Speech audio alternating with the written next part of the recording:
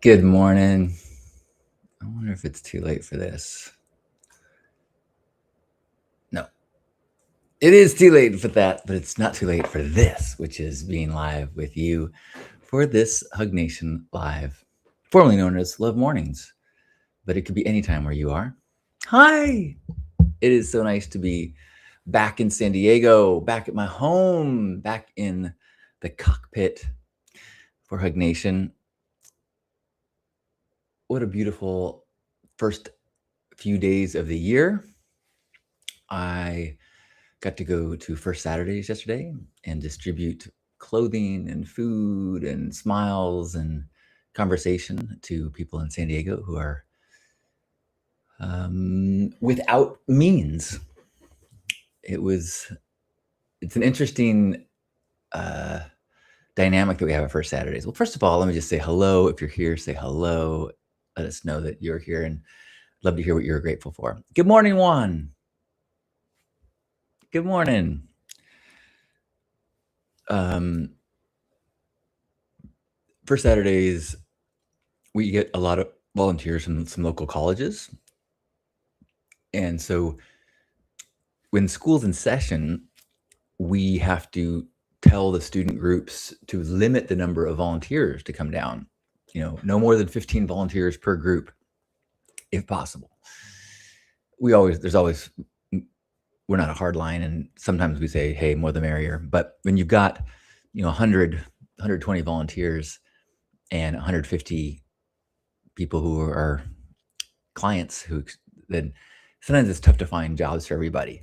But there's always the job open of have a conversation, listen, go be friendly, and ask questions and listen to people who are sharing their story.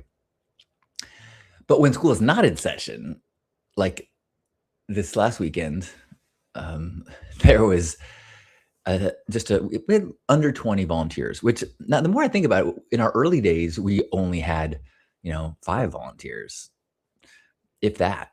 So 20 is still a big group of volunteers, but compared to having 100 people, it's different. And so it's hard to plan or like Lisa came and joined us this weekend, and she was she had all these ideas of things that we could do to make things more efficient. And I was like, that makes sense, except that on a normal month, if we had 100 volunteers, all these things that would make it more efficient are unnecessary. And in fact,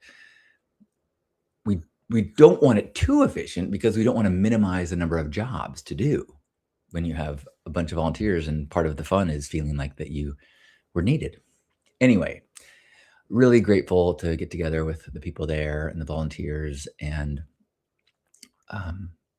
it's always such a recalibrating experience to talk to someone who has a really tough life, but who is at peace with their burden. I talked to one older woman, and we were talking about, oh, I'm so glad it's not raining. And she was like, well, she said, oh, well, the senior center gives out ponchos to anyone that wants them. I'm like, great. She goes, yes, which is great because um, it'll probably be raining later when I have to like a mile and a half walk back to my car where I sleep. But she wasn't complaining. She was saying that and she goes, and I have this big umbrella. So she was just sharing her reality without a victim story. And it does something to my heart, and it does something to my relationship with my burdens to hear someone whose struggles are objectively more difficult than mine, but who is at peace with it. So I'm grateful for that woman who's a regular who I see frequently, and I'm grateful for all the people that I got to talk to and laugh with. And there's a woman who I talked to maybe 5 months ago, 6 months ago, who was having a really rough, she got robbed, and wasn't gonna make her rent on She's got subsidized housing, and she was asking me for help, and I didn't have a solution for her, but I think I gave her $20. Um, and she made a point to tell me yesterday that she was really upset and at the time, and she wanted to make sure that I knew how much she appreciated it, and that, you know and I was like, "Wow," you know,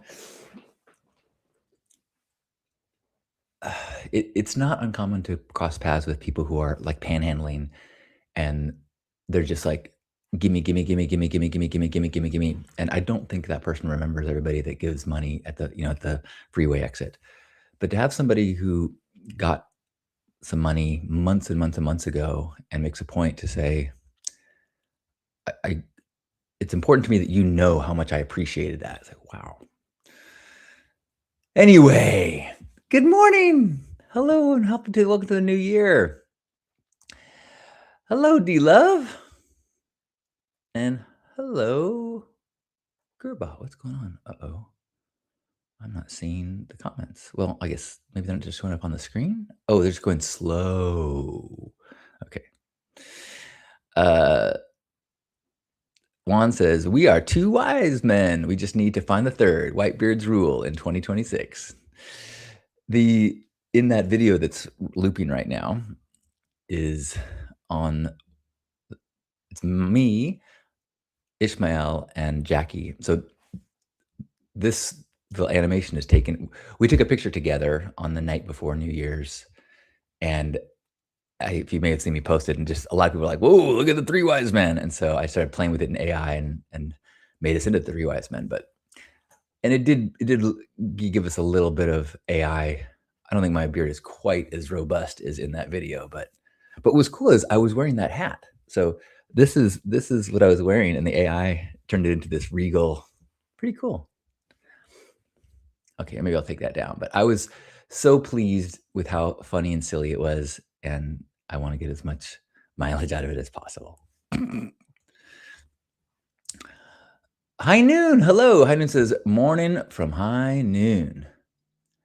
Fourth day this week of adventure runs. Grateful to be in the forest now on an adventure run as I share some gratitude with you, fam." Oh, let's all soak in some of the forest vibes that you're sending us, that we're feeling through you. We are each a cell of this cosmic organism, and right now you are a skin cell taking in the sensations of the forest for us. Thank you. Mm, thanks for that gratitude. Natasha says, "I am so grateful for this practice. I'm grateful for not breaking anything when I fell down the stairs last night, tripping over the doggy gate with pneumonia." Oh, I am grateful to hear that you're okay, and impressed and inspired by your ability to find the gratitude in that. Really reframing and finding gratitude and making space for gratitude in your narrative, even when you have evidence that is easy to hold on to about being a victim or being something, being unjust, but finding the space in that to also find gratitude is it's the cheat code for happiness, I think. Cheat code's the wrong word, but you know what I mean. Like, if you there's if too often we think that the way to find happiness is to get what we want, to find peace, to create abundance, to have a situation that is free from suffering and pain, and if we can just make things right, then we can be happy. And that don't work.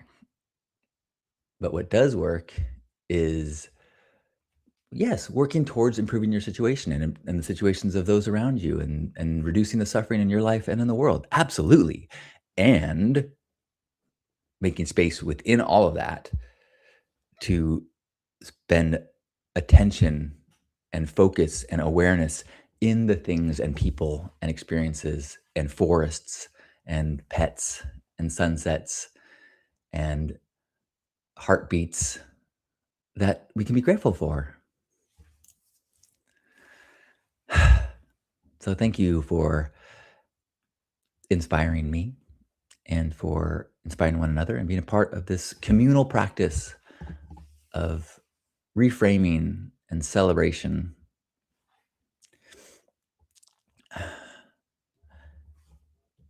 Natasha says, I'm so grateful for this practice. I am grateful for not breaking anything when I fell down the stair. Oh, wait, sorry. Just very grateful to have my father in law here. I got distracted. I just got a phone call from my bearded brother in that video.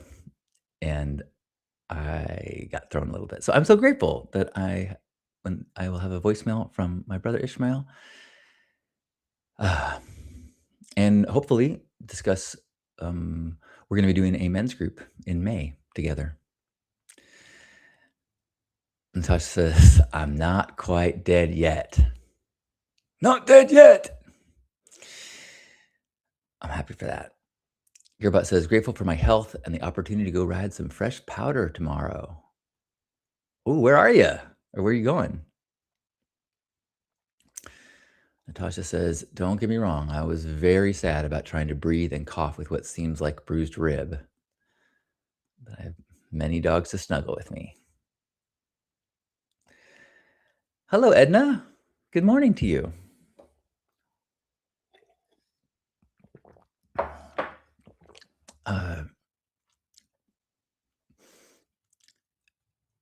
Gearbot says, "Grateful for this practice and to be here now." Since I was just distracted by that phone call, I'm going to especially refocus to this now and to this presence with you in this moment. I'm grateful that in less than a week, next Friday night and Saturday morning and Sunday morning, I'm going to be hanging out with the people who are coming to the Love Ambassador meetup in San Diego, including Gerbot.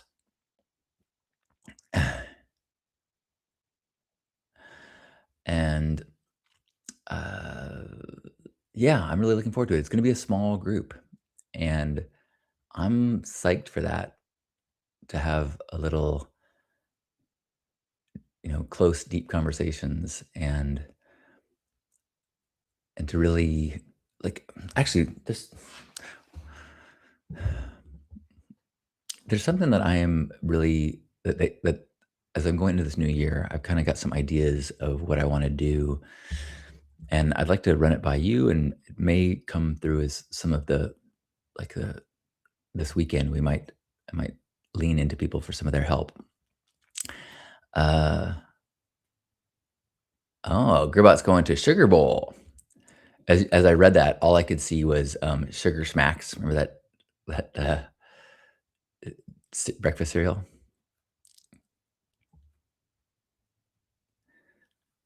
Oh, Natasha, you're talking about the captioning.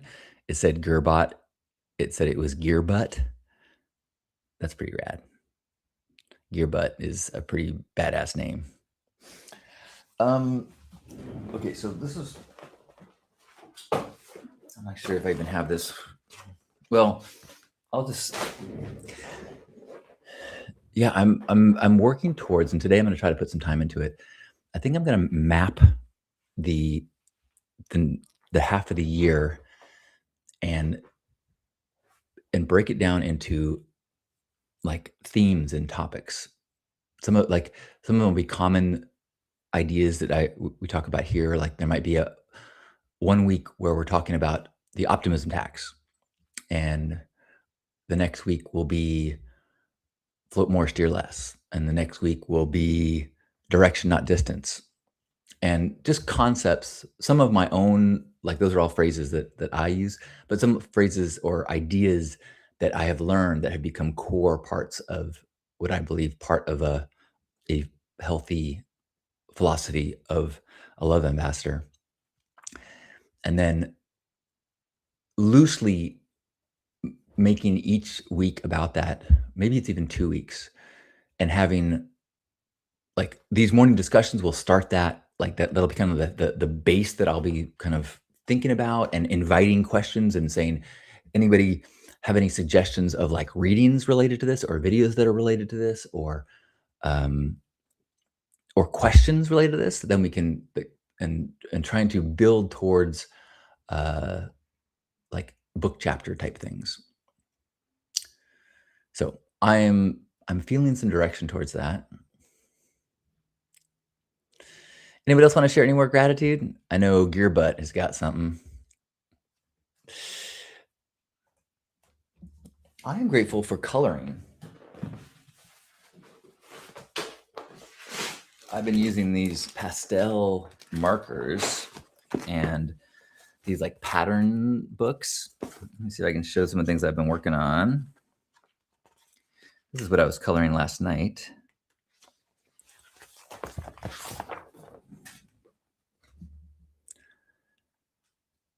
It's so much fun. Fun is the wrong word, but I've been, like, coloring while listening to TV. I've been listening to the show Homeland and, uh, just zoning out and picking a color scheme and running with it. And it's another one. It's surprisingly, I'm not maybe it's not surprising, but I'm really noticing uh, a meditative joy about it. Therapeutic, that's what D-Love says.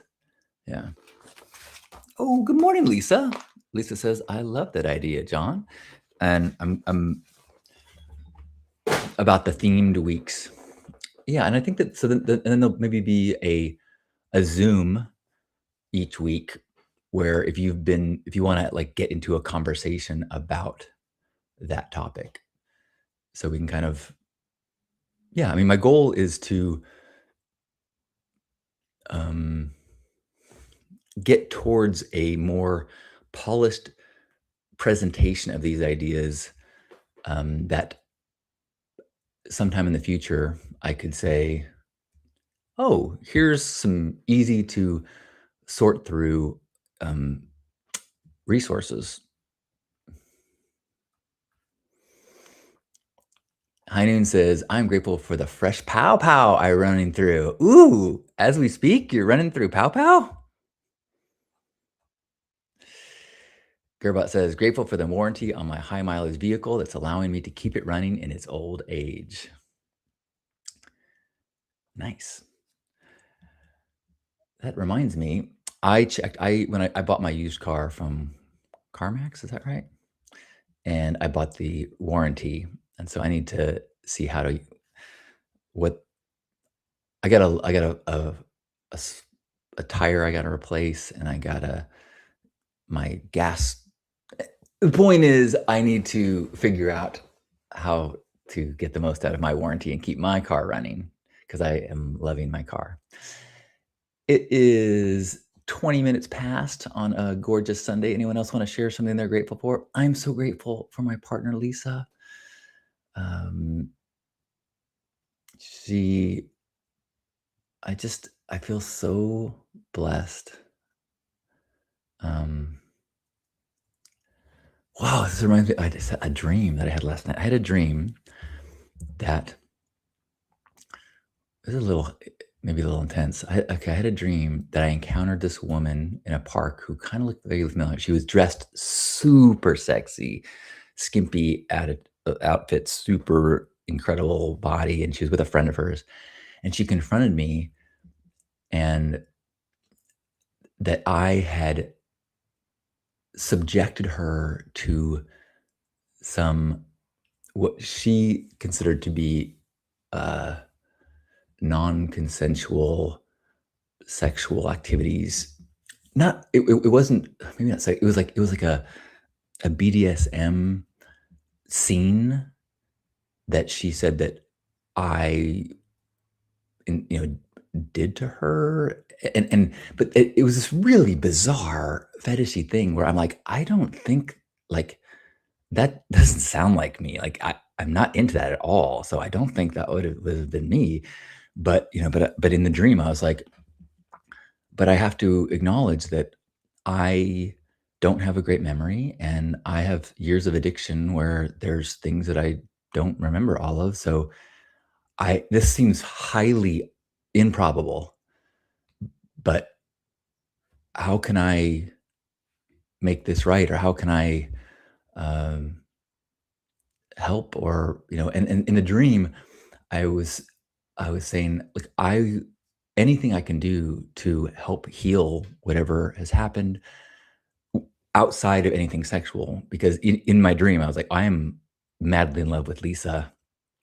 And so there's in this dream world where anything is possible. So my intimacy is off the table, which when I woke up, I kind of like, oh, that's cool that I was committed in my dream. But I also was like, I really like, I don't want to call this person a liar, but there's, I cannot imagine a world where I would have done what she said I did. Like, I think you're confusing me with someone else. That being said, um, Natasha says, wait, you don't participate in BDSM at all? That is not what I said. Um, but I'm pretty clear on the realms of said activities that I do find resonance with. And without going into detail, what she was describing was far outside of what I would do or I would consent to.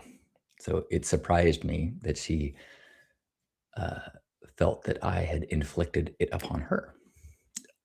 But that said too much. Um, Juan says, I'm grateful for this practice. It's like starting a morning with a bonus or a present just for waking up. I freaking love that. I'm grateful for a video that Ishmael sent me of Don Rosenthal, who is was one of Lisa's mentors, and like Don was to Lisa as Grandpa Caleb was to me. And he just sent me this like 20-minute video of him talking. And boy, is he a wise guy, wise dude. It's really beautiful. Heinen says, if you see a guy in a bright onesie, say hi. Natasha says, I'm grateful my CarMax car is paid off. Boom. Okay, sorry, I'm a little behind. Hello, Dawn in Utah. And anybody else want to share some gratitude before we head out into the day? I'm sure grateful for being able for this practice, for the frequency in which I notice how gratitude touches my mindset. Where was I seeing this? Oh, it was a dinner conversation on New Year's Eve, and somebody was sharing the idea from physics, quantum physics, of the way you see things affects what you see. But I was really stewing on it. Well, that's true about gratitude too. That if you view the world with gratitude, you see and experience a different world. And that works on the quantum physics realm of like it may physically change the world, the observer effect, but it also, because we are we experience what we perceive. We don't see a blue sky, we interpret light frequencies and reflections and as blue, and we experience all these things as the way we interpret them. And so if we change the lens in which we take in information and we bring it through a filter of gratitude, we experience a different world. So I'm grateful for the team effort that we all put into that. So thank you. Now, let's head out into this day filled with knowledge that we're not alone, that we're surrounded by like-minded, open-hearted people, and that as we practice love ambassadorship as self-love for ourselves, as patience, as love and acceptance and patience for others, as ways to gift, as we do this, we are engaged in a form of sacred activism. Gerbot says, belief makes real. That's so true, man. Check out what is done with hypnosis. It's incredible. Wherever you are, let's give ourselves a big old squeeze, appreciating our bodies, this moment, this day, this new year, this community of people who helps us to see the good that's out there, the good that's inside, this lens of gratitude that helps us to appreciate the gift of life. Let's take a deep breath in and squeeze one another. On behalf of Grandpa Caleb and Don Rosenthal and all of us here, thanks for being a part of this Hug Nation Live. Love you. Have a beautiful day. D Love says, so true. Grateful for how committed you are to spreading positivity, love, and gratefulness. It makes a difference in great and small ways. Thank you. I mean, there are people that are so much smarter than me and people that are so much more dedicated to their spiritual practices and people who have such better ideas of what the world needs to function differently. But I have utmost and extreme confidence that the practice of gratitude for myself and for others makes the world better and makes our experience of the world better. So it's this kind of, I find relief in, I don't need to know everything. I don't need to be fully aware of every side of every issue. I don't need to know how to fix the problems of the world or of my life or tell you what you need to do. I don't, having confidence in any of those answers sounds, well, dangerous, but impossible. So I find relief in knowing I can let go of the need to figure all that out and practice gratitude.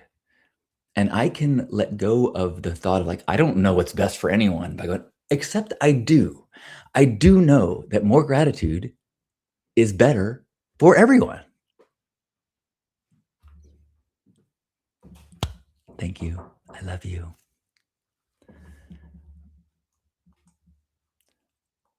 Come in. Hi, you're done. Sorry. I just finishing. Hi. Just want to leave them. Yeah, it's on her way.